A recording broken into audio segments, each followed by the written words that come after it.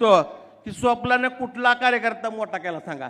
एकच नाग मोठा झाला आणि आता अँटी करप्शनच्या रेडमधून फरार झालेला आहे आणि बाकीचे कार्यकर्ते अजूनही सतरंजा उचलतात. त्यांना ही विनंती करतो, अजूनही वेळ गेली नाही, येऊन सामील व्हा या ठिकाणी आहे. मित्रांनो, आज राजभाऊ राऊतांना बार्शी तालुक्याला पाणी आणण्याचं स्वप्न मिळाल्यामुळं 2 लाख रुपये जमिनीचा भाव आज 18 लाख रुपये झालेला आहे. आणि आज विरोधक आपल्यावरती एकच टीका करते, राऊत कुटुंबाने फक्त स्वतःच्या कुटुंबाचा विकास केला. मी या ठिकाणी तुम्हाला सांगतो मित्रांनो, गैरसमज करू नका. आज जर आपली थोडीफार आर्थिक परिस्थिती चांगली आहे म्हणून यांच्या विरोधात आपण टिकलो. तुम्ही इतिहास आठवा, 1985 साली बाबूराव गाडेगावकर यांनी त्यांच्या विरोधात निवडणूक लढवली. पुढच्या 5 वर्षात बाबूराव गाडेकर या तालुक्यामध्ये दिसले नाहीत. त्याच्यानंतर 1990ला किसनाबा देशमुख यांच्या विरोधात निवडणूक लढवली. 95ला किसनाबा निवडणुकीला पुन्हा उभारले नाहीत. त्याच्यानंतर 1995ला आदरणीय प्रभाताई झाडबुके यांनी यांच्या विरोधात निवडणूक लढवली. 99च्या इलेक्शनला प्रभाताई झाडबुके दिसल्या नाही, परंतु तुमच्या सर्वांच्या आशीर्वादानं, आदरणीय बाळासाहेब ठाकरे यांच्या आशीर्वादानं 1999 साली ठिणगी पडली आणि तुमच्या आशीर्वादानं आजपर्यंत त्याच्या विरोधात लढतोय. मित्रो, याची कारण आहेत. आज आम्ही तुम्हाला सांगतो, 25 कोटी 30 कोटी रुपये माझ्यावरती कर्ज आहे आणि राजभाऊवरती 55 कोटी रुपये कर्ज आहे. तुमचा गैरसमज पसरवला जात आहे की राऊतानं प्रॉपर्टी कमवली, पण मी इथं छाती टोकपणाने सांगतो, राऊतानं प्रत्येक कार्यकर्त्याच्या हाताला काम दिलं आणि प्रत्येक तालुक्यातल्या शेतकऱ्याच्या जमिनीला पाणी देण्याचं काम तुम्ही केलं आहे. आज या ठिकाणी गुंडगिरीची भाषा केली जाते. मित्रो, मी सांगू इच्छितो आणि फॉर्म भरल्यानंतर सांगितलं की मी बार्शी तालुक्याचा श्वास मोकळा करण्यासाठी उभा आहे. मित्रांनो, आज तुम्ही बार्शी तालुक्याचा इतिहास तुम्हाला माहीत नाही, कारण 1992 साली बार्शी शहराला टाळा यांच्या काळामध्ये लागलेला आहे. तुम्ही जर परिस्थिती बघितली, ज्यांच्या जीवावरती यांनी 3 विधानसभेचे इलेक्शन लढवले, आमच्याबरोबर भांडणं करणारे आज आमच्या मांडीला मांडी लावून बसत आहेत. आज त्यांना केसेस लढण्याकरता त्यांना जमिनी विकाव्या लागल्या. आज ती खाजगीमध्ये सांगतात लोक की आमच्या नानासाहेब 2 पिढ्या ह्यांच्या राजकारणात आमच्या बर्बाद झाल्या, आम्ही 3री पिढी आमची कदापि बर्बाद होऊ देणार नाही. आज मी तुम्हाला सांगू इच्छितो की सोपल कुटुंबाच्या कुठल्या व्यक्तीवरती एकतरी केस आहे का मला दाखवा. माझ्यावरती 18 केसेस होत्या. तुमच्या आज त्या ठिकाणी आपली रॅली होती, आगळगावला प्रचंड उत्साह होता, सभेमध्ये कार्यकर्ते उत्साहात जात होते. काय कारण होतं त्यांचं? गेटमध्ये येऊन उभं राहायचं. गेटमध्ये उभारून कार्यकर्त्याचा जोश होता. 2-2 हजार मोटरसायकल त्या ठिकाणी जात होता. आणि जेव्हा मला तिथं ट्रॉफिक ब्लॉक झाल्याचं कळलं, मी पाठीमागून पळत गेलो आणि त्यांच्या बंगल्यासमोर थांबले आणि सगळ्यांना हाकलण्याचं काम त्या ठिकाणी केलं. मित्रांनो, आपण संयम ठेवला म्हणजे आपण घाबरत नाही, परंतु करायची गरज नाही. ज्या टायमात बार्शीकरावरती अन्याय करत होत होता त्यावरती मी एकटा तुम्हाला पुरून उरत होतो. त्याच्यामुळे काळजी करू नका.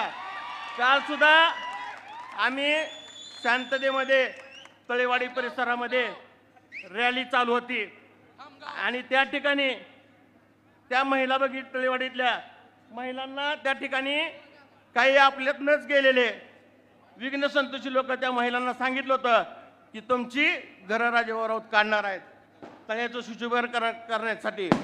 पण मी त्या ठिकाणी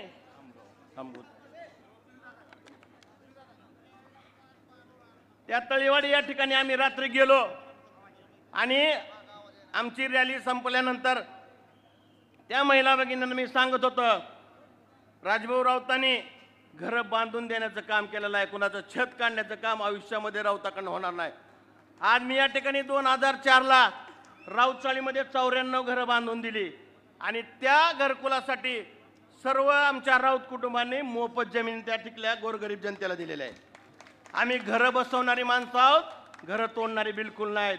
आणि भविष्यामध्ये सुद्धा आज पंतप्रधान आवास योजनेतून 2,500 घरकुलं बार्शीमध्ये झालेले आहेत. अजून रमाई आवास योजनेच्या माध्यमातून 4,000 घरकुलं बार्शी नगर मालिकेच्या माध्यमातून दिलेले आहेत.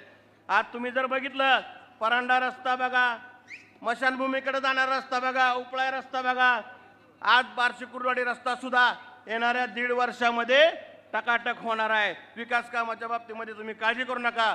आणि उपळा रोडच्या सभेमध्ये यांनी सांगितलं की खडी आपल्या कॉन्क्रीटवरती डांबरीकरण करायची गरज काय. मित्रो, मी सांगतो 14 साली यांनी 40 कोटीची कॉन्क्रीट योजना नगरोत्थानमधनं मंजूर केली होती, पण 6 महिन्याच्या आत त्यांच्या तोंडासारखे खरमूळ रस्ते त्यांनी त्या ठिकाणी केलेले होते. आणि तुम्ही केलेली पाप तुम्ही जर बघितला असेल, त्यांच्या बगल्यासमोरचा जो रस्ता बघा, तो रस्ता सुद्धा किती खराब झाला होता. अलीपूर रस्ता आणि उपळा रस्त्याचे अनेक नागरिक माझ्याकडे येत होते, नानासाहेब या रस्त्याला खरं तर सिमेंट कॉन्क्रीट जर रस्ता केला तर त्याला 25 वर्ष त्या रस्त्याला काही व्हायला नाही पाहिजे. आता तुम्ही जाऊन बघा, ह्यांना जर त्या बायपासला वरनं ढकललं, अशी लात मारली तर स्मशानभूमीपर्यंत घसरत आले पाहिजे. असे चकाचक रस्ते आपण त्या ठिकाणी केले, असे चकाचक रस्ते आपण त्या ठिकाणी केलेले आहेत. तुम्ही अलीपूर रस्ता बघा, परांडा रस्त्याला आल्यानंतर अनेक लोक अनेक नागरिक सांगतात त्या ठिकाणी आम्हाला मुंबईत पुण्यासारखं आल्यासारखं वाटतंय. आज असे रस्त्याची कामं आम्ही त्या ठिकाणी केलेली आहेत. तुम्ही बघितलं उपळा रस्ता आपल्याला डबल का करावा लागला, मी त्याचं कारण सांगतो. आमचे वायकुळे सर या ठिकाणी आहेत, त्या ठिकाणचे अनेक नागरिक माझ्याकडे यायचे, नाना आम्हाला खड्डे तरी बुजवून द्या.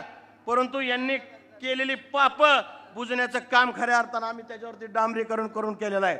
आज आम्हाला नागरिक सांगतात नाना आम्हाला गतिरोधक बसवून द्या, पण निश्चितपणे सांगतो तुम्हाला, इलेक्शन लागल्यानंतर संपल्यानंतर ज्या ज्या ठिकाणी गतिरोधक पाहिजे त्या ठिकाणी तुम्हाला गतिरोधक बसवून देणार. आज या ठिकाणी सांगितलं जातंय की कॉन्क्रीटवरती डांबरीकरण का केलंय. ह्यांना अक्कल आहे का? कॉन्क्रीट तुम्ही खराब केल्यामुळं त्याच्यावरती आम्हाला डांबरीकरण करण्याची गरज तुम्हाला बसली. ह्यांना अक्कल शून्य माणसं आहेत, ह्यांना काही याच्यातलं कळत नाही. फक्त राऊतानं प्रॉपर्टी कमवली. अरे राऊतासारखे दिलदार माणसं या बार्शीमध्ये कुणीच नाही, ही बी तुम्हाला सांगतो.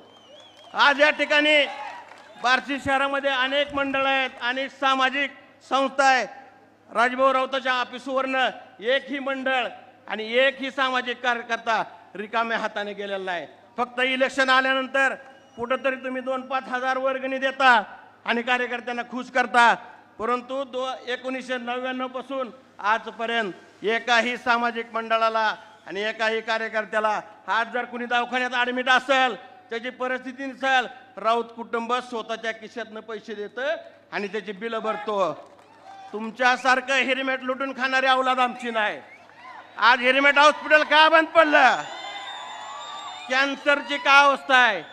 मी बघतो मित्रो, ह्या सुधीर स्वप्नाची मालिश करायला येणाऱ्या माणसाचं सुद्धा बिल कॅन्सरवरनं घेतात. ही बिकारचोट औलाद आपल्याला सांगतात की राऊतानं पैसे कमवलं, आम्ही कष्ट करतो. आज आम्ही सांगतो, कुटुंबातली आमच्या सगळीच्या सगळी माणसं सकाळी 6 वाजल्यापासून व्यायाम करतो, 9ला भगवंताचं दर्शन घेतो आणि भगवंताला एकच मागत असतो की आमच्यात अहंकार चढू दे नको, आमचे पाय जमिनीवर राहू दे आणि आमच्याकडनं कुणाचंही वाईट होऊ दे नको, एवढीच आम्ही भगवंताला विनंती करतो. आज आपण बघितलं असेल तुम्ही, भगवंत महोत्सव सुद्धा गेली 7 वर्ष झालं अगदी जोमानं चालू आहे. या भगवंताच्या आशीर्वादानं आज या बार्शीकर जनतेचं एवढं चांगलं होणार आहे. आणि भविष्यामध्ये मी तुम्हाला सांगतो, आज 50,000 हेक्टर जमीन ओलिताखाली आहे.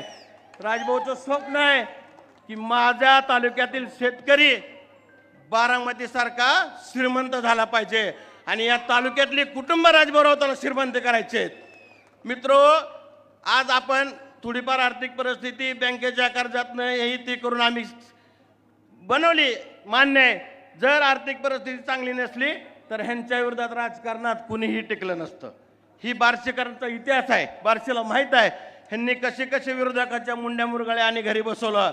परंतु तुमच्या सर्वांच्या आशीर्वादानं आणि तुमच्या सर्वांच्या आशीर्वादानं 6वी टर्म आपण ह्यांच्या विरोधात लढतोय. मित्रो, मी या ठिकाणी तुम्हाला आवर्जून सांगतो, भविष्यामध्ये आज जर आपण गप्पा मारताना सांगतो की बार्शीमध्ये सभा करताना सांगतो की बार्शीची बारामती झाली पाहिजे, अकलूज झाली पाहिजे, माढा झाला पाहिजे. भविष्यामध्ये एकच उदाहरण दिलं जाईल की महाराष्ट्रामध्ये उदाहरण दिलं झालं पाहिजे की भविष्यामध्ये बार्शीसारखा विकास झाला पाहिजे. एवढंच या ठिकाणी सांगतो आणि माझी रजा घेतो. तुम्ही सर्वजण या ठिकाणी मोठ्या संख्येनं, ही मुख्यमंत्र्याची सभा नाही, आदरणीय राजभाऊ राऊताची सभा आहे. आणि आता मला लय मागणं पिनू सांगायला लागलाय खामगाव बद्दल बोला. की राऊताच्या तालमीत झालेला पट्टे त्याला सांगतो मी, लय मुकायला लागलाय ना, माझ्या हाताखाली शिकलेला आहे. 20 तारखेनंतर बघतो तुझं.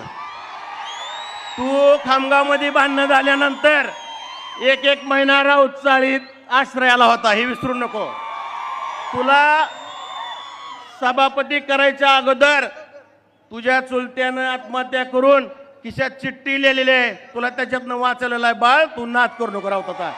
एवढंच या ठिकाणी सांगतो आणि कार्यकर्त्याला विनंती करतो की नम्रतेची विनंती करतो.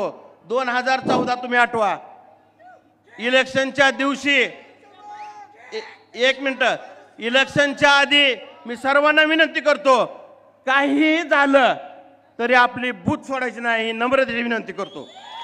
मित्रो, आत्ता फक्त विरोधकाकडं विकास कामावरती बोलण्यासारखं काही नाही.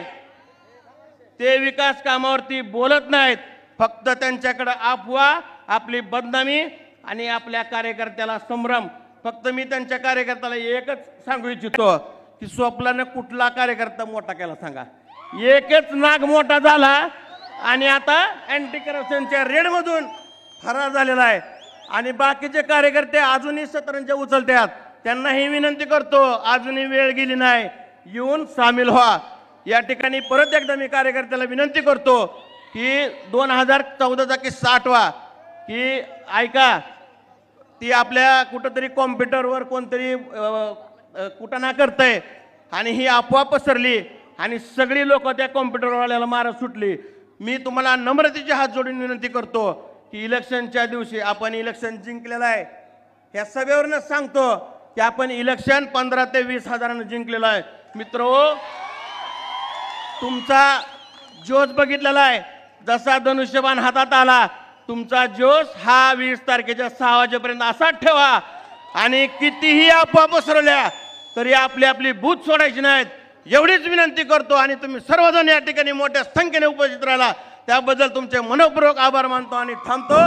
20 तारखेला धनुष्यबाण 1 नंबर मशीनवरील 3 नंबर चिन्ह धनुष्यबाणाचं बटन दाबून आदरणीय राजाभाऊ त्यांना आपल्या तालुक्याचं भवितव्य घडवण्यासाठी मोठ्या संख्येने विधानसभेत पाठवा, एवढीच विनंती करतो आणि थांबतो. जय हिंद, जय महाराष्ट्र.